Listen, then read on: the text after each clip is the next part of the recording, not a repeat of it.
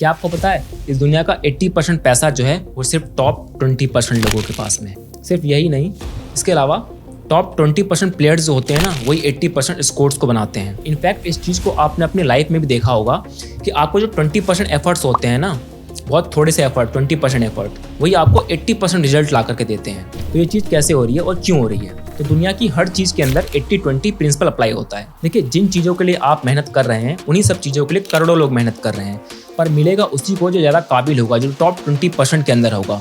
क्योंकि रिसोर्सेज जो हैं वो लिमिटेड हैं, उनको चाहने वाले लोग जो हैं वो अनलिमिटेड हैं। क्योंकि हर इंसान को एक अच्छी जॉब चाहिए, हर इंसान को खूबसूरत बीवी चाहिए, हर इंसान को एक अच्छी लाइफ चाहिए या फिर अच्छा बिजनेस चाहिए।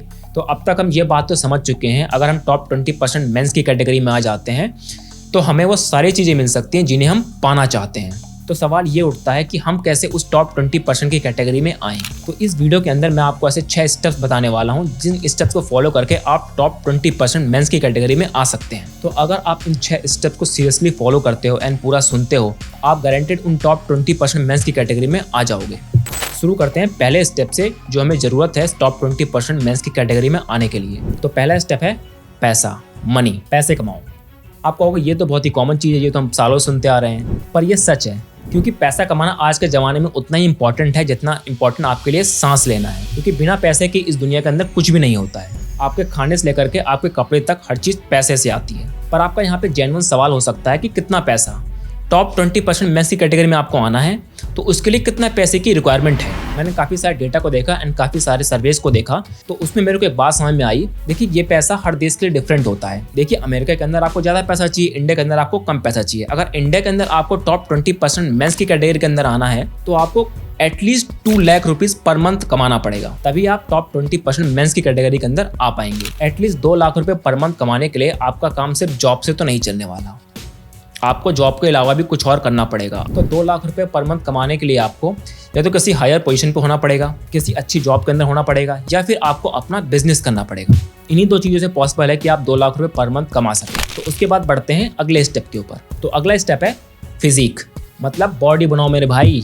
और मेरा यकीन मानिए कि ये चीज़ जो आपकी लाइफ में इम्पैक्ट लाएगी ना, उस चीज़ की बराबरी किसी चीज़ से नहीं करी जा सकती। क्योंकि बॉडी बनाने के लिए आपको बहुत सारा डिसिप्लिन चाहिए होता है, प्रॉपर स्लीप चाहिए होती है, प्रॉपर डाइट चाहिए होती है। बॉडी बनाना सिर्फ इसलिए नहीं कि आप शो ऑफ कर सकें, बॉडी इसलिए बनानी है आपको क्योंकि इस चीज़ से आपकी लाइफ में डिसिप्लिन आएगा, आप प्रॉपर स्लीप लेंगे, आपकी प्रॉपर डाइट हो जाएगी, तो आपकी लाइफ ना एक स्ट्रक्चर्ड वे में चलने लग जाएगी।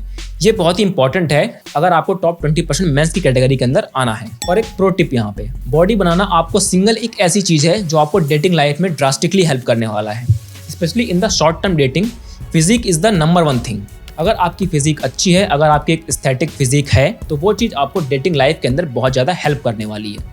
चलिए, उसके बाद चलते हैं हम थर्ड स्टेप पे। हमें जो थर्ड स्किल की ज़रूरत है वो है कन्वर्सेशन स्किल। अगर आपकी कन्वर्सेशन स्किल बहुत अच्छी है तो ये चीज़ आपकी लाइफ में बहुत बड़ा इंपैक्ट लेके आएगी। तो अगर आपकी कन्वर्सेशन स्किल अच्छी है तो आपको ये चीज़ टॉप 20% मेंस की कैटेगरी में आने में बहुत ज़्यादा हेल्प करने वाली है। क्योंकि आपको टॉप 20% मेंस की कैटेगरी में पहुंचने के लिए किसी हायर पोजीशन पे होना पड़ेगा, जैसे कि किसी जॉब प्रोफाइल के अंदर या फिर अपने बिजनेस के अंदर। इन दोनों ही सिचुएशन के अंदर आपको लोगों से डील करना पड़ेगा, क्योंकि अल्टीमेटली काम तो लोग ही करेंगे। तो उन लोगों को आप मैनेज कैसे करेंगे, उसके लिए आपको आनी चाहिए कन्वर्सेशन स्किल्स। देखिए, कन्वर्सेशन स्किल्स आपको सिर्फ प्रोफेशनल लाइफ में नहीं, आपकी जो पर्सनल लाइफ होगी उसके अंदर भी बहुत ज़्यादा हेल्प करने वाली है। देखिए, आदमी को बहुत ज़्यादा स्ट्रेस होता है रिलेशनशिप से, तो ये चीज़ आपको रिलेशनशिप्स के अंदर बहुत ज़्यादा हेल्प करेगी, आपको इश्यूज रिजॉल्व करने में बहुत ज़्यादा हेल्प करेगी। आपके झगड़े कम होंगे, जब आपके झगड़े कम होंगे तो आप खुश ज़्यादा रहेंगे, जब आप खुश ज़्यादा रहेंगे तो ये चीज़ आपकी मेंटल स्टेट को अच्छा रखेगी एंड आपके एनर्जी लेवल्स को अच्छा रखेगी। आप फ्रस्ट्रेटेड नहीं रहेंगे हर समय। तो आप अपने कन्वर्सेशन स्किल पे बहुत ज़्यादा ध्यान दीजिए, क्योंकि ये चीज़ आपको बहुत ज़्यादा हेल्प करने वाली है। उसके बाद नंबर 4 है हमारी स्लीप। तो अब आप सोचेंगे कि नींद हमें टॉप 20% मेंस की कैटेगरी में जाने के लिए कैसे हेल्प करने वाली है। ठीक है, तो मैं आपको इसका आंसर देता हूँ। देखिए, अगर आप एक अच्छी नींद लेते हैं रात को, तो सुबह उठने के बाद आपके एनर्जी लेवल्स बहुत ज़्यादा अच्छे रहेंगे। अब क्योंकि आपको टॉप 20% में पहुंचने के लिए आपको बहुत ज़्यादा मेहनत करनी पड़ेगी, बहुत ज़्यादा काम करना पड़ेगा। वो काम आप तभी कर पाएंगे जब आप थका थका फील नहीं करेंगे, वरना सुबह उठने के बाद आपका काम करने का मन ही नहीं करेगा, तो आप काम करेंगे कैसे? तो इसीलिए जितना ज़रूरी हमें काम करना है, उतना ही ज़रूरी हमें प्रॉपर नींद लेना है, ताकि सुबह उठकर हम थका थका महसूस ना करें और अपने काम में अच्छे से फोकस कर पाएँ। तो स्लीप इज़ वेरी इंपॉर्टेंट। और हमें कितनी नींद लेनी चाहिए, तो यहाँ पे एक प्रो टिप देना चाहूँगा मैं। आप किसी भी टाइम सोएं और किसी भी टाइम उठें, बट इम्पॉर्टेंट ये है एक फिक्स टाइम पे ही सोएं एंड फिक्स टाइम पे ही उठें।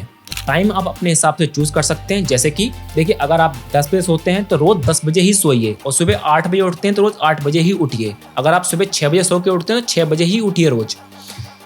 आप अपने सोने का टाइम या उठने का टाइम फिक्स कर दीजिए, ये इंपॉर्टेंट है।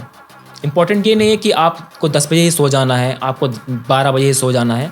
आप जितने बजे चाहें उतने बजे सो सकते हैं, आपकी मर्जी है। कोशिश करिए कि 12-1 के आसपास सो जाएं और सुबह 7 से 8 घंटे की नींद लेने के बाद फिक्स टाइम पे उठ जाएं, ये इंपॉर्टेंट है। तो अब आते हैं हम 5th पॉइंट पे। 5th पॉइंट है नो फैप, या फिर हम कह सकते हैं नो मास्टरबेशन। तो अब आप लोगों ने इंटरनेट पे बहुत बार सुना होगा कि यार मास्टरबेशन हेल्दी होता है, अब मास्टरबेशन 2 से 3 बार हफ्ते में कर सकते हैं, मास्टरबेशन के कोई साइड इफेक्ट नहीं होते हैं, ये आपकी हेल्थ को इम्प्रूव करता है एंड स्ट्रेस को रिलीज़ करता है। ये सारी चीज़ें आपने सुनी होगी। तो मैं आपको बता दूँ ये सारी चीज़ें साफ साफ गलत हैं। ऐसा कुछ भी नहीं होता है। मास्टरबेशन हेल्दी नहीं होता है, ना ही वो नेचुरल होता है, ना ही वो हेल्दी होता है। आपको मास्टरबेशन नहीं करना चाहिए क्योंकि नेचुरल चीज़ ही नहीं है। क्या आपको लगता है कि मास्टरबेशन नेचुरल है? ऑब्वियसली नहीं है। क्या आपको मास्टरबेशन करने के बाद अच्छा फील होता है कि बुरा फील होता है? ऑफकोर्स बुरा फील होता है, हमें गिल्ट होता है कि हमने क्या किया। तो इसके अलावा भी एक बहुत ही इंपॉर्टेंट पॉइंट है, अगर आप मास्टरबेशन करते हैं तो आपने अपने सेक्सुअल अर्जेस को शांत कर लिया है। तो अब आपके पास कोई रीज़न ही नहीं बचा है एक सेक्सुअल पार्टनर को ढूंढने का। तो अगर आपको एक गर्लफ्रेंड चाहिए तो आपको मास्टरबेशन छोड़नी पड़ेगी। एंड इसके अलावा एक पॉइंट और ऐड करना चाहूँगा मैं, मास्टरबेशन करने की वजह से आपका सेल्फ एस्टीम एंड आपका कॉन्फिडेंस भी कम होता है और ये चीज़ आपने खुद भी नोटिस करी होगी।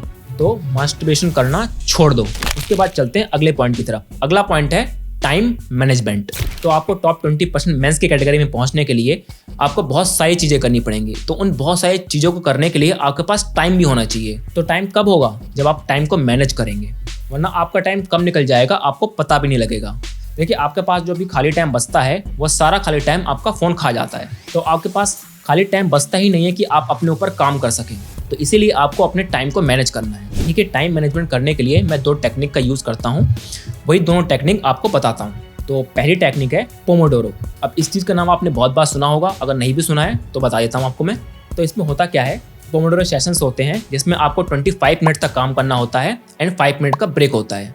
उसके बाद फिर से आपको 25 मिनट तक काम करना है, उसके बाद फिर 5 मिनट का ब्रेक है।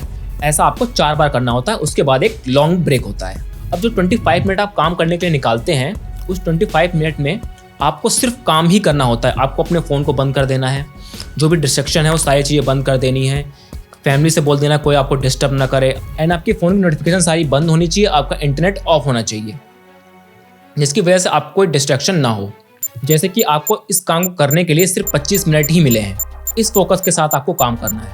तो इसकी वजह से होगा क्या कि आपका टाइम बहुत ज़्यादा बचेगा।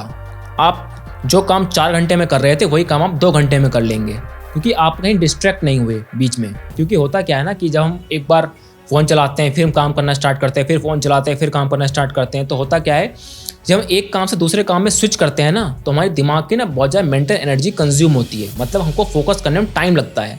क्योंकि जब हम एक काम कर रहे थे, हमने चैटिंग करना स्टार्ट किया, कुछ बात चल रही वहाँ पे, तो हमारे माइंड में वो बात आ गई, हम दोबारा काम करना स्टार्ट करेंगे, तो दोबारा हमको दोबारा फोकस करना पड़ेगा। तो ना बहुत ज़्यादा मेंटल प्रेशर क्रिएट करता है, जिसकी वजह से हमारा फोकस अच्छे से नहीं हो पाता है, हमारे काम के अंदर एफिशिएंसी नहीं आ पाती है। तो हमारे काम के अंदर एफिशिएंसी तभी आ पाएगी जब आप एक ही काम पे फोकस करेंगे। मल्टीटास्किंग फोकस नहीं करना है आपको, एक बार में एक काम करना है, सिंपल। ठीक है।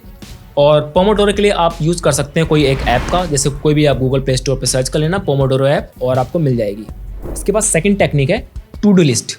देखिए आपको बहुत सारे काम करने होते हैं दिन भर में, पर आपको समझ नहीं आता कौन सा काम पहले करें, कौन सा काम बाद में करें, कौन सा काम ज़्यादा इंपॉर्टेंट है, कौन सा काम कम इंपॉर्टेंट है। तो इन सभी चीज़ों के लिए हमें चाहिए एक टू डू लिस्ट। देखिए कभी कभी तो ऐसा होता है हमें पता ही नहीं होता है हम करें क्या। हम सुबह जल्दी सो के उठ जाते हैं, उसके बाद हम सोच रहे हैं बैठ के करें क्या, हमें कौन सा काम करना चाहिए। तो ये सारी प्रॉब्लम्स आए ना आपकी लाइफ में, इसके लिए क्या करना है आपको रात में ही सोने से पहले आपको अपनी टू डू लिस्ट बनानी है कि आपको सुबह उठ के करना क्या है। टू डू लिस्ट आप पेपर पे बना सकते हैं, काफ़ी अच्छा रहता है, वरना आपको एक टेम्पलेट दे दूंगा मैं, वरना टू डू लिस्ट की आप कोई ऐप यूज़ कर सकते हैं, जैसे टू डू इस्ट नाम की एक ऐप आती है, उसको यूज़ कर सकते हैं। तो आप टू डू लिस्ट बनाइए, सिंपल है। टू डू लिस्ट बनाना है आपको, पेपर बनाइए, ऐप पे बनाइए, टेम्पलेट दे दूंगा उसमें बनाइए, जिस पे मन करे उस पर बनाइए, पर आपको टू डू लिस्ट बनानी है कि आपको सुबह से शाम तक करना क्या है और किस ऑर्डर में करना है। ये भी इंपॉर्टेंट है। जो आपके लिए 3 सबसे इंपॉर्टेंट काम है, 3 सबसे इंपॉर्टेंट काम, उनको प्रायोरिटी दीजिए कि ये वाला काम जो है प्रायोरिटी 1 है मेरी, ये वाला काम जो है प्रायोरिटी 2 है, ये वाला काम प्रायोरिटी 3 है। उसके बाद ही बाकी काम करिए, क्योंकि ये 3 काम जो है 3 काम सबसे इंपॉर्टेंट है आपके लिए, इसीलिए आपने इन कामों को प्रायोरिटी दी है। तो हमेशा आपको अपने कामों को प्रायोरिटी देनी है कि कौन सा काम करना है, कौन सा काम नहीं करना है। तो आई होप आप ये सारी चीज़ समझ चुके होंगे। एंड अगर आपने वीडियो यहाँ तक देखी है तो भाई लाइक कर देना वीडियो को एंड सब्सक्राइब भी कर देना चैनल को। मिलते हैं आपसे नेक्स्ट वीडियो में। Okay, bye bye, Tata.